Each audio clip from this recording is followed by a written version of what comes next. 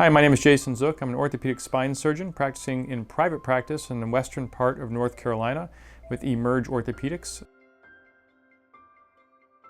When we're having discussion with patients, if they've been unable to get better without some non-surgical types of treatments like injections or physical therapy or medications, then we're looking at other options. The conversation is, listen, we realize we've got a disc herniation. We know that we want to do a surgery. We think there's an increased risk of having a repeat herniation, and we now have an effective device to help reduce that chance of having a repeat surgery at that particular same level.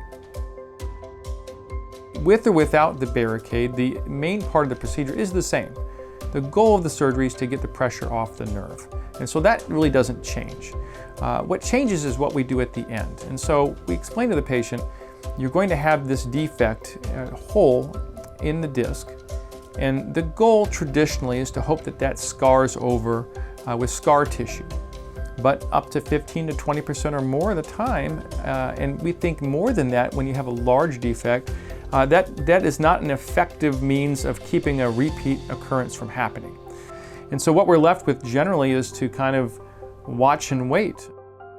So the option is to have this implant put in. Basically, it acts as a mechanical block to prevent disc material from coming back out. So we're kind of closing the door behind us. Fusion is a big deal in terms of losing range of motion. And for a lot of folks and patients that come in, they don't want something to lose motion. They're very active individuals. They want to keep going out and doing bike riding and hiking and all these sorts of things.